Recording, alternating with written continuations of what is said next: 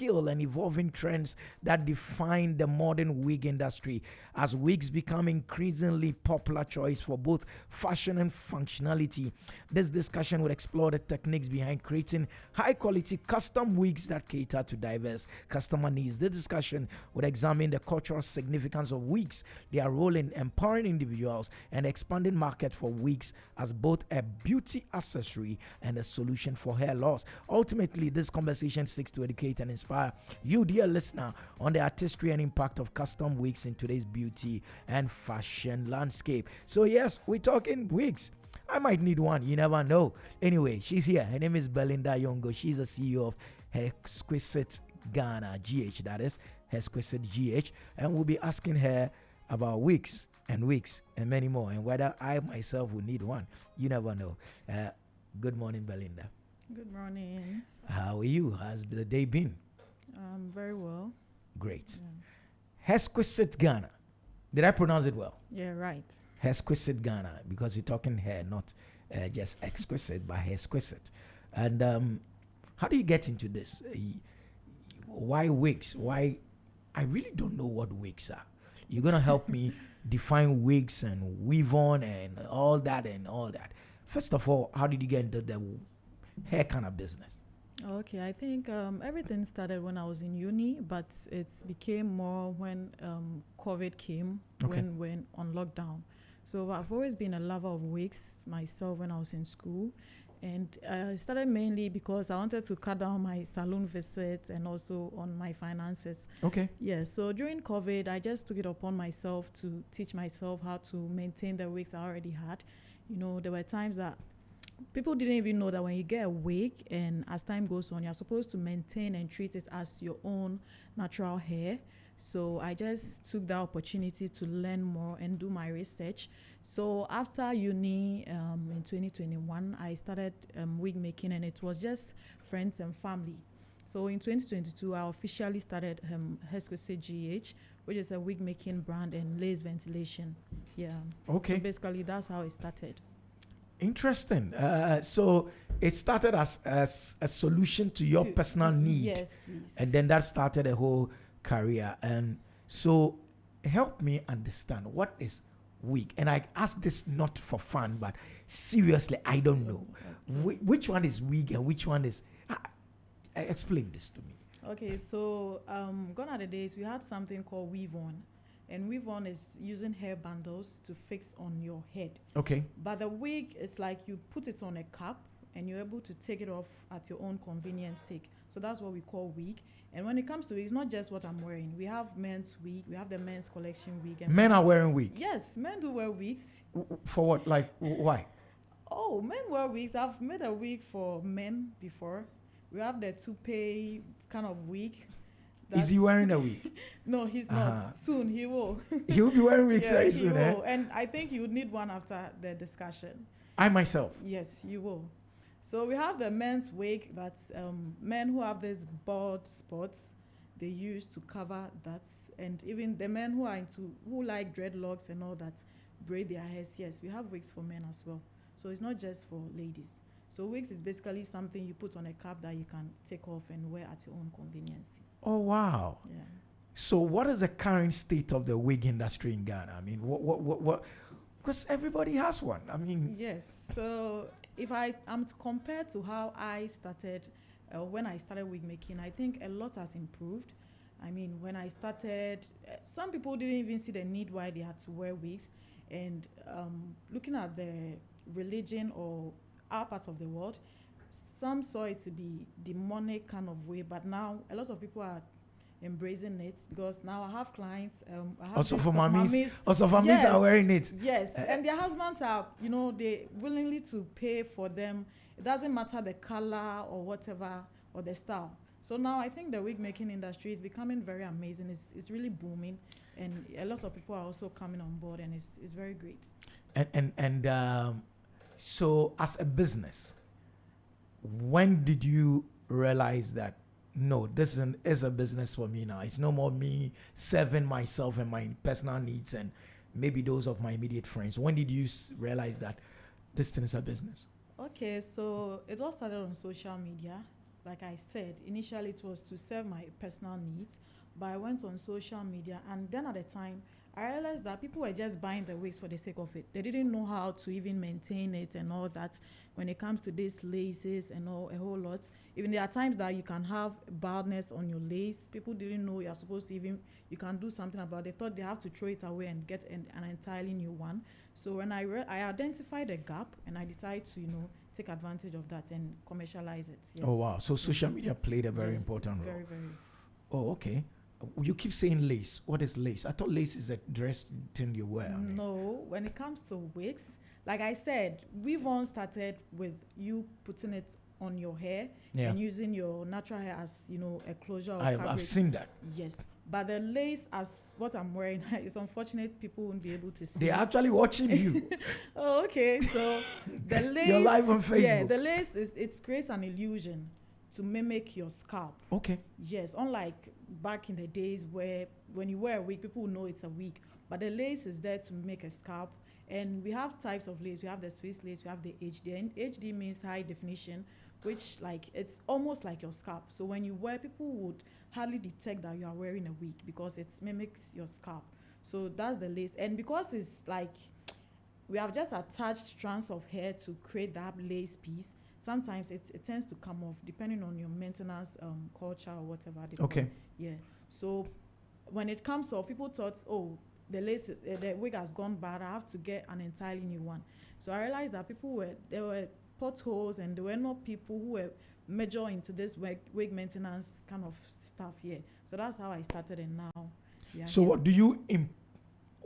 Wigs are imported. Yes. No one in Ghana is making wigs. Yes, sure. Why? I mean, why is there no local? Or help me understand. For that, I think, with our hair, you see, with our natural hair, it's very difficult to maintain natural hair. And I hear a lot of people say that black women, we wear wigs because we feel insecure about our natural hair, which is I've also heard that. Yes. How do you debunk that? It's not the case. Me, for instance, I have my natural hair. It's very long. And when I'm to rock my natural hair, I rock it with pride. But I think the wig is somehow a protective style, because with my natural hair, with the afro kind of thing, there are times I want to switch up, and I want my hair to be straight. I want to wear colored hair. I can't go in the salon and dye my natural hair. It's not going to be possible. I think that is going to even cause me more damage than good. That's true. Yeah. So with the wigs, you can just get up. Today I want to wear burgundy color. Let me just get a burgundy wig, throw it on, and go. So we wear wigs not because we're insecure. It's actually a protective style, and with even there are people who wear wigs for medical conditions. Okay. I made a wig for a medical patient, someone who had alopecia. And a client of mine too, she had severe burns on her scalp, and she's not been able to grow her natural hair back. Yeah. So it's not just being insecure, it's actually a protective style. So we wear the wigs when we want to, because you can just straighten it up anytime, any day. Yeah. So wigs are what, like caps now? Yes, caps, wig caps. Also, that's why they are called wig caps. Yes, please. The ability to. So all of you, anyway, I'll get into trouble. I'll get. I know I'll get into trouble before this interview is over. But when you keep saying I made for a colleague, if it is imported, it doesn't come ready made. What do you do as a wig specialist? What do you personally do to it for you to say I made it for my client? Okay, so with the extension, we import them. Like I said, our kind of hair is very difficult. People don't even like them in wigs because we already have it. Due to the coarse nature and afro-like of our texture. So we import them. Currently, I started importing, I think, last year from Vietnam and then China. And I think this year I added India. The way their hairs are very smooth and all that. And it's very easy to, create it to any style that you want to. So we import them in bundles and sometimes in pre-cuts. They just cut them directly from donors, and then we import them. When it comes, we just create our lace pieces. My brand, we create the lace pieces from scratch, and then we make the wig to suit our clients' preferences. How are wigs made? For me, or is it a trade secret? Oh, it's not a secret. Okay, all right. Most people know how wigs are made. Okay. You just get your bundles. You can either go to the market, you get your bundles. There are stores, a lot of shops that sells hair bundles. And even now we have factory-made wigs. They are already made and imported in Synthetic. No, human hairs as well, not Okay. just synthetics. Yeah. So we have ready-made wigs that they import. They are made in the factories in China, Vietnam, wherever, and they come in, and you can just walk in any shop and get it and grab. And wear it that very moment. Yes, but with the custom wigs, it's tailor-made to fit an individual preference, and it's a way of expression, because you can see someone in a particular wig and you can quickly tell the personality of the person, right? Yeah. Yes. So it takes a certain person to wear red hair around town. Exactly. So with my brand, we are more focused on making custom wigs. Oh, okay. Yes. So that's what you mean by I made it for my client. Okay, that makes sense. So you just, even sometimes clients have to book consultation to walk in. We see them, we take their head measurements and all that to know what will suit their head size, their face framing and all that, and also their personality. So my brand is focused more on custom wigs, but there are wigs that are already made and imported. So we just buy the pre-cuts and the bundles, I import them, and then we make them into wigs on demand. I'm interested in what you just said about you looking at the frame of the face and all that. I mean, so what background do you have that brings you into this space for you to look at face and look at the wig that will go with the face?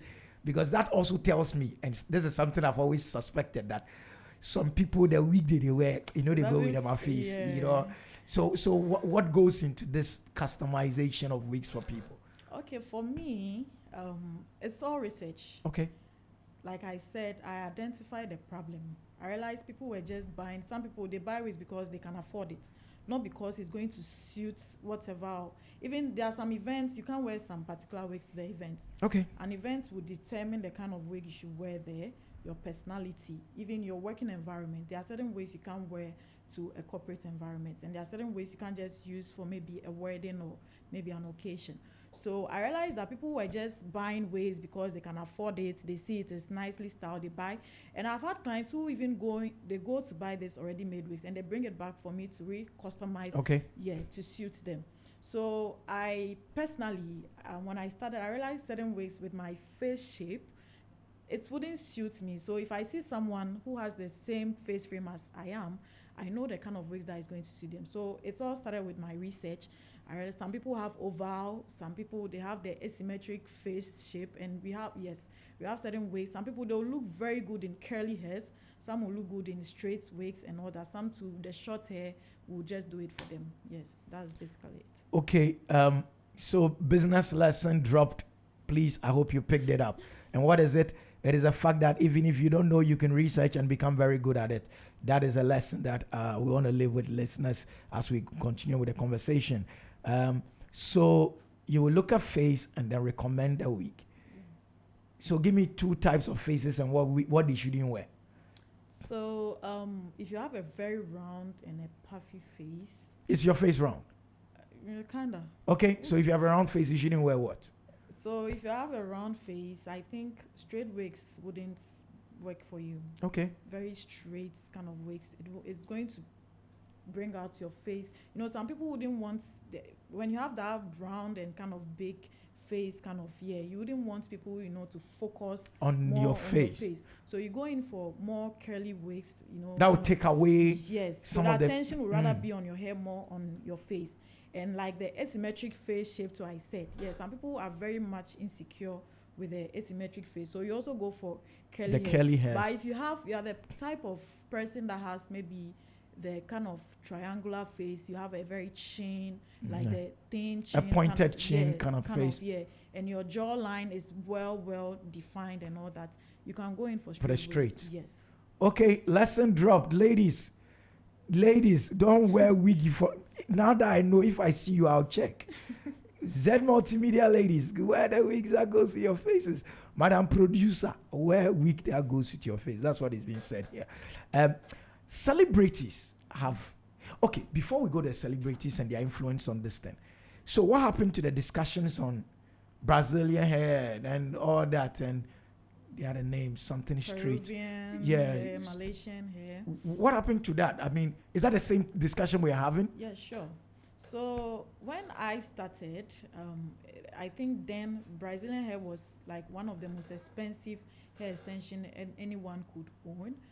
But when I started after my research, I realized all of them were just like kind of, it's like business strategies. Okay. Yeah, the fact that it's a Brazilian hair doesn't mean it's from Brazil. Okay. The fact that it's Peruvian hair doesn't mean it was sourced from Peru. They are all marketing strategies. Most Okay. of these hairs are mainly from China and Vietnam and India. But China is number one when it comes to different types of hairs. So the Brazilian, Malaysian, they are just business strategies like these companies were using to sell market. But they do not actually exist. To me, they do not actually exist. So when I import hair from Vietnam and my supplier tells me, oh, the donors were Vietnamese, I know it's a Vietnamese hair. But once I import from China, they don't have that kind of hair to be donating. They will just lie to you. So Okay. it's up to you, the importer or the vendor, to be able to study your strands and know what will best fits your customers' needs. That's it. Okay, that's good advice. So someone has sent this question. Let me ask: what's the difference between raw donor hairs, human hair, and double drawn? I have no idea what double drawn is, but someone says I should ask. I'm asking, what is the difference between the raw donor hairs, human hair, and double drawn? Okay, so human hair is human hair, just as the name, hair that was sourced from humans. People go and cut their hair they and cut say, their hair, I'm yes. donating it. But when it comes to the wig making industry, imagine they said the whites, they can't donate for it to be sufficient, Exactly. for everybody every time there are hairs coming in the country like that. So the raw donor is a hair that was sourced and cut from like a donor, a very healthy donor. And they say the Indians, some people donate their hair to the gods, temple, to the goddesses. and we know people that. go there to buy. So those are the raw donor. The donor means it was donated raw, and when it comes in, it's not processed. So you are holding somebody's hair. Like you just cut from the person raw like that. No processing, no chemical treatment, nothing. So if you cut the person's hair and it's naturally wavy, you just get it wavy, straight, curly, you just get it like that.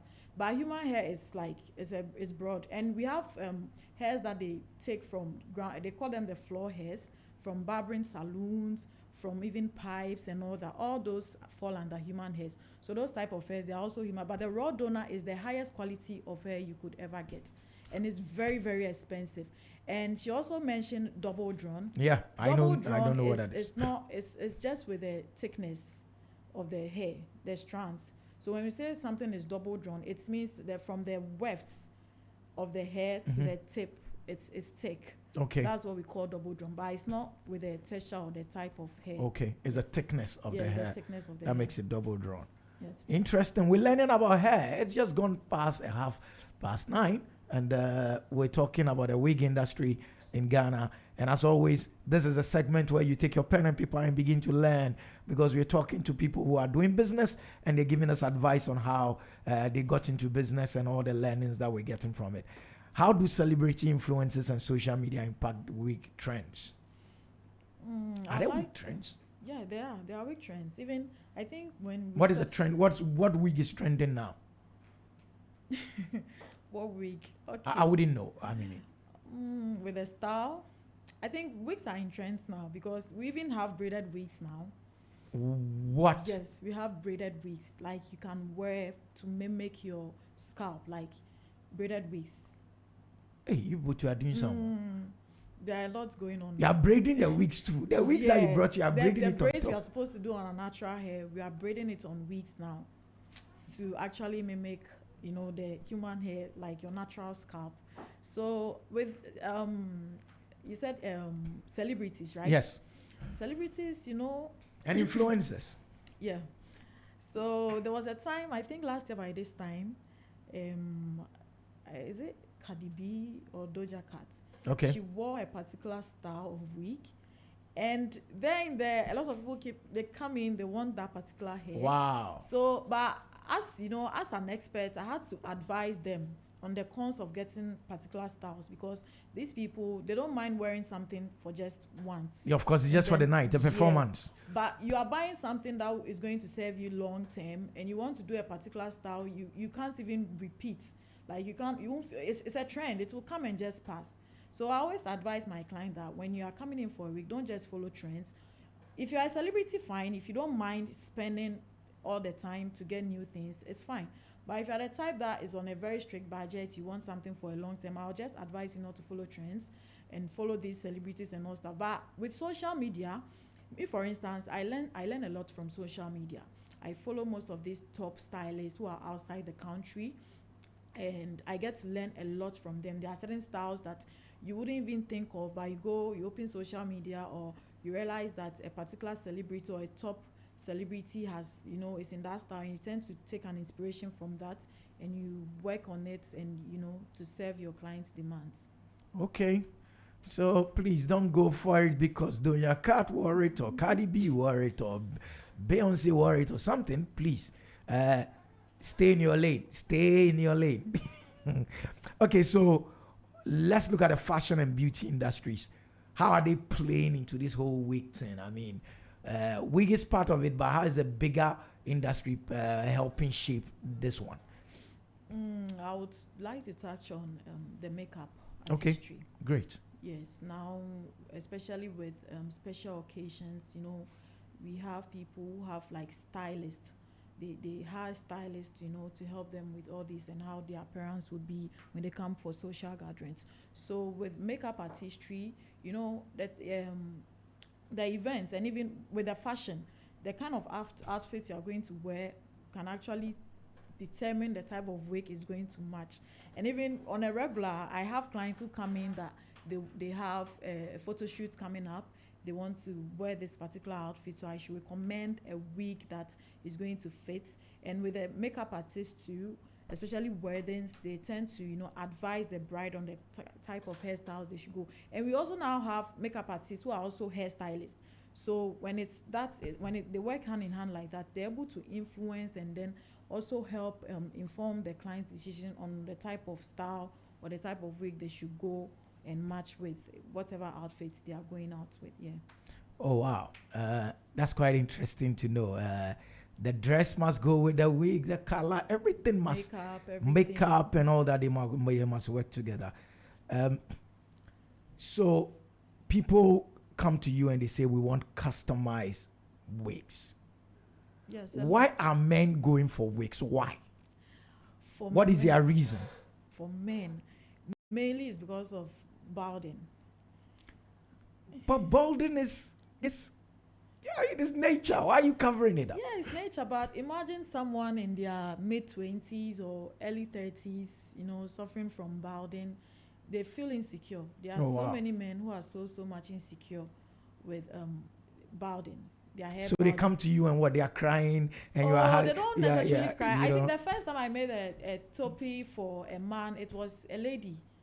It was a lady who ordered it for her man because she didn't really like how the man. Then she is the problem, not the guy. She is the problem. But the man was okay. And the man wore it for love. He was okay. He was very fine. He was very fine with it. Yeah. So mainly, and I think trends too. There was this style that came in, this men's look that they do at the top of their hair like that.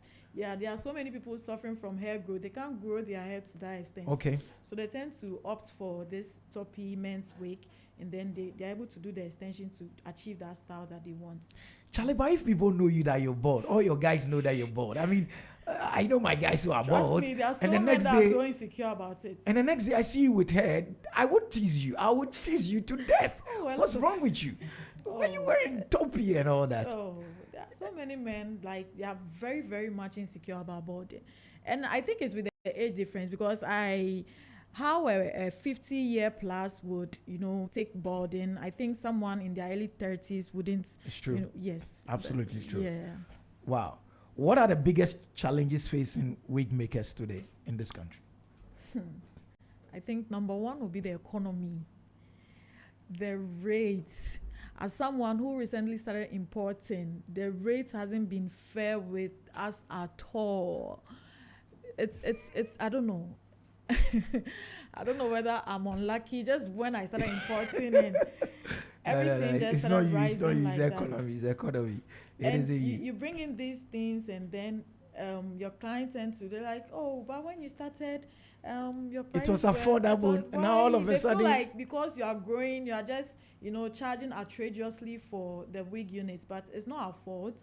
It's the economy and the dollar rates. It's not fair with us at all. And number two is also, I think, raw materials. Because middle of this year, a client of mine, she wanted me to pre-order a particular hair texture for her, and it took the factory like 3 months to get a healthy donor for the texture we were looking for. Wow. Yes. So now most of them are now sending us very bad hairs. So I think there's shortage of getting this donor hairs. Natural hair, correct Yes. natural hair. Because now most of these people, they are not also willing to donate their hairs, unlike first. Yeah, because they And are also becoming more there's- educated. Yes, and also there's you a know, large market for Yeah. this hair thing like that. They are not able to supply to everybody. So raw materials too. And three, I think within, getting the right information as a beginner or as a growing brand. I remember when I started, you go to this top, hairstylists who are already into business, and they are not welcoming at all. I don't know whether they tend to see you as a competition. because you are. Yeah, we You are, are but competition. if I tell you that I take coaching or upgrade classes from people outside the country, because getting someone you can actually take as a mentor or as a In coach Ghana, it's within difficult. Ghana, yeah, it's very, very difficult. They are not welcoming at all, and it's really bad. And I don't know whether it's because they also feel people are ungrateful. Because me as a growing brand, I've experienced some. I try to take someone, to coach them on how to, and at the end of the day, they tend to be ungrateful. So I kind of understand why some of them behave as such. And also getting the beauty supplies. Yeah, because with the wig making thing, you don't just need the hair texture, you need some beauty supplies to be able to achieve the results you are seeking to. So the beauty supplies, there are certain things I think you have to import, one or two things. Most of my things I have to import from Nigeria, because Nigeria has a big market for these Yeah. beauty supplies. But unlike Ghana, so I think most of these beauty supplies should try, when we demand for certain beauty products, they should also assist, because we don't have the financial capacity to be able to import In large such quantities. large Yeah. quantities to get, yes, the price be down for us. So they should also try, when we make certain demands, they should try and then add that to whenever they are trying to import beauty supplies into the country. As someone who has now become an expert in hair, is it frustrating when you're walking around town and looking at women's hair? Because that's where your eyes will go to, because that's what you do for a living. What has been your observation when it comes to wigs and hair in general among Ghanaian women? Don't go to the men yet. So I think now it's better. Okay. Yes, if I'm to compare it to when I started, it's quite better. A lot of people are beginning to embrace the wig thing. As I said earlier, a lot of people thought wig they associate it to slay queen stuff, Okay. kind of prostitution, kind of demonic things and all that. But now people are beginning to embrace it, and it has really improved.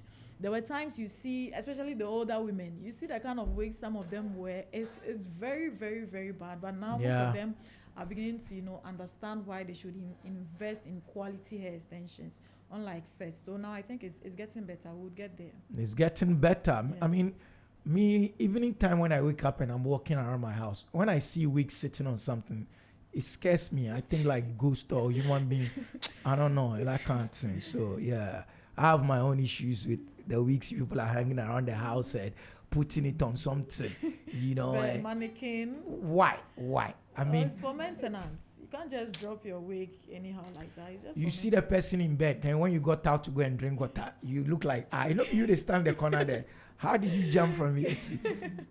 That's scary, man.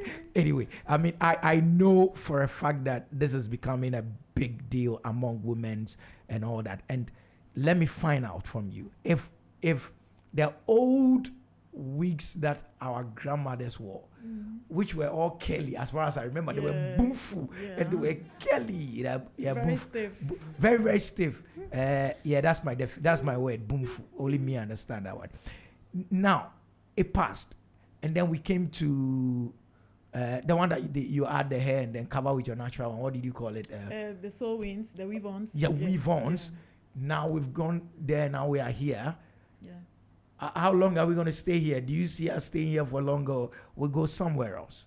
Okay, so I think now, as I say, I was talking about lace closures and all that. Now people are moving more to full lace wigs, and with the full, it's like the entire wig cap is on lace, and when you wear this kind of lace wig units, it's just mimic your scalp. You just feel when you just run your hands through, you feel it's almost your hair. So I think we are going to be here for a very long time. Yeah. There's going to be some just small changes, but we are going to be here for a very long time. So how do you stay up to date with what is happening in the industry, the technologies, the materials? What do you do? So I tend to take more upgrade classes. I mentioned earlier. Now, when is an upgrade class? Who is doing the class? Oh, we have top experts, who have been in the industry for long, very long. In Ghana here. Mostly I take my upgrade class with people outside the country. Okay. Yeah, because with Ghana, I think Ghana, we are now getting there. Nigeria is far ahead gone when it comes to this wig business. And I follow top hairstylists in the UK, in the US, and then Canada, and all. So I tend to take more upgrade class. If I see a loophole with my work and I see this particular hairstylist have what I'm looking for, I just tend to get to them and see if they can do an upgrade class with me, and also take coaching lessons and all that. And also to social media. Okay. Yes, social media, I tend to, I stay up to date. I see the trends. I don't just follow all the trends. I take some of them and take what's going to be beneficial to growing my business, and I apply that. And I also see with, following this top hairstyle, you get to learn a lot from them, not with just one-on-one, but, sometimes they create content relating to your field. So you tend to see more of this, and then okay. Yeah. So are there health challenges with wearing wigs? For now, I think there was a time a client, she didn't actually get the wig from me though. She got it somewhere, and she was complaining that anytime she wore the wig, she tended to have some, skin rashes at her nape area and all that. So I mentioned something about chemical processing. Most of these wigs, when they source them, especially the floor hairs that they pick from the barbering salons, they go through a lot of chemical processing. And so I always advise people that when you get the wig, whether it's already made or whatever, wash it. You just have to keep the wig just as your natural hair. A lot of dirt, accumulation of dirt, and even as you are using the wig, it tends to accumulate dirt and all that. And, most of our roots are not even tarred. The dust and everything is not really healthy to our skin. So I think that's the only health challenge. Okay. Yeah, but it's not really common. Okay. And so, there should be opportunities for collaboration with health professionals and beauty industry experts in educating people about how to keep wigs. Yes, there should be. But as I'm saying, it's not really common. Only few people tend to have major health challenges with it. Yes, but it's not really common at all. I see wigs on social media a lot, but every time it is because somebody, and most of the time is a man, who pull off the women's wigs, and then they are wearing something. What is it that they wear under before they wear the wig? Because every time they pull it, it's not hair. I see something white, I don't know what that is. It's called a stocking cap. I learned something again. Stocking cap. Yeah. Okay, so they wear stocking cap on their natural hair, and then they put the white. So the stocking cap is to protect your natural hair. You can't just put the wig on. When you tend to, it's there's going to be a contradiction with the cap and then your hair. So whilst you are putting the natural hair on and pulling it, it tends to pull your natural hair strands. So the stocking cap, it protects your natural hair before the wig comes on. Yes. And the stocking cap too, it should be breathable, because I've seen people they have the standard one on the market. It's not really expensive. It's very cheap. It should be breathable so that you can breathe through your natural scalp. You didn't have smelly scalp under your wigs. Yeah. I was going to come to that. You brought it up. I was going to actually bypass that because you brought it up. Let's talk about it. How do women keep their hair so that the thing you just spoke about won't happen? The smelly scalp. You said it. So let's talk about what you said. Yeah, so the fact that you are wearing wigs, it doesn't mean you should just, you just do your natural hair or your scalp. Some people today just cut down their natural hair, so that it can be free. If you think you can't be keeping your natural hair, you have to be washing your hair. You do the cornrows braids, the all back cornrows. It's a very good protective style. Then your stocking cap and then your cap. And even the wig cap, like I mentioned, you are supposed to treat it like your natural hair. Wash them because there's sweat. Is that special? What when you say wash them? What put them in the? No, my brand actually we also deal in hair maintenance. Okay, we call it revamping, wigs revamp. So and also deep conditioning. So wash them, the cap, because it's just like hair bundles on a cap, and the sweat, the dust, a whole lot. The wig goes through a lot. So as time goes on, at least you can wash your wig after, let's say, 5 to 6 wears. It depends on how you wear your wigs. So you have to be washing your wigs regularly to take out all this unwanted dust and dirt.